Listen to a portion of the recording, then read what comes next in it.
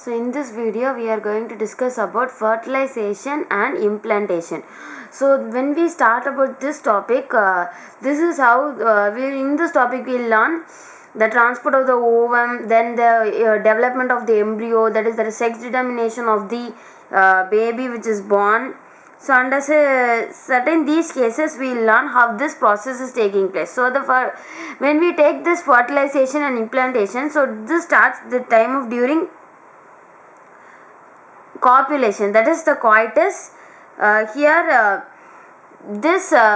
During this copulation, the semen is released by the penis into the vagina. So this process of releasing semen into the vagina, we call it as insemination. So the semen releasing into the vagina is called as insemination. Then the motile sperms first swim. We know that the sperms are motile because we have already discussed about the structure of the sperm in the previous video. So the sperms which are motile swim rapidly and they pass through the cervix to enter into the uterus.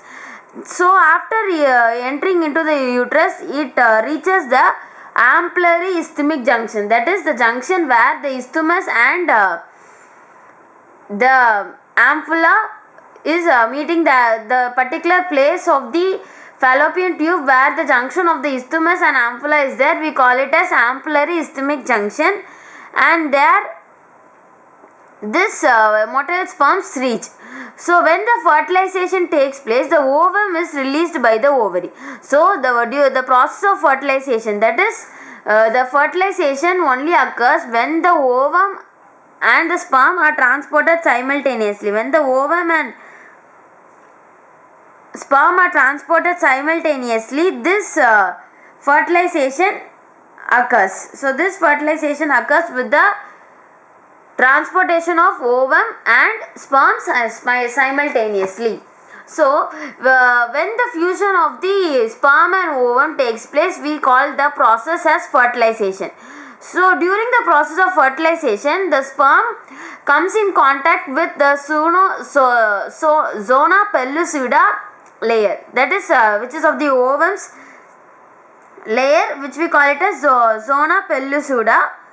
Here during this process, that is during this fertilization, it induces change in the membrane. So this change in the membrane is nothing but it prevents the entry of the additional sperm. So this prevents that only one sperm can fertilize the ovum. So the only one sperm that enters into or that fertilizes the ovum.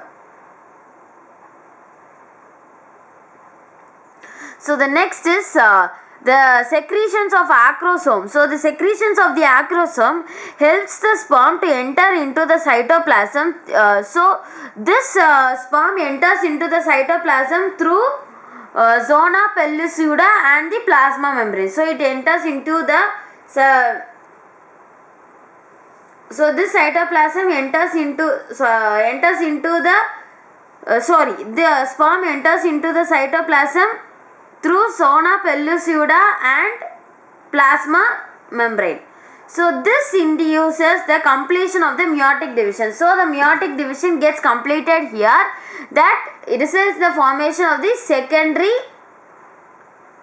oocyte. So the secondary oocyte is formed here. So the next process is the mitotic division, that is meiotic division, that is the second meiotic division takes place. So this second meiotic division is also unequal. So this unequal division results in the formation of second polar body and also a haploid ovum which is called as oocyte. So the haploid nucleus and the ovum, the sperm has a haploid nucleus which is at the head portion. We know that the sperm is covered by the plasma membrane outside. So inside there is a haploid nucleus and the ovum fuses together to form the diploid zygote. So the diploid zygote is formed. So at this stage itself we have to notice that the sex of the baby is determined, whether it is male or female. So whether the baby is a male or female, at this stage or at this process itself, or at this fusion itself we can determine the sex of the baby. So if the chromosome pattern for human female is XX and for the human male is X and Y, we know that the haploid gametes produced by the female have a sex hormone, that is the ova has a sex hormone X, whereas the gametes which are produced by male sperms have sex organs either X or Y. It can be X or Y. So the sperms of the male has an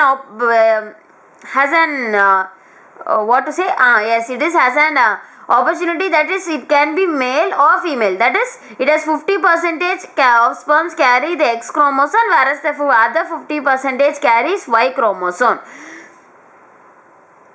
So when we decide this, after the fusion of this zygote, that is XX or XY is formed. So after the fusion of the male and female gametes, the zygote would carry whether XX chromosome or XY chromosome.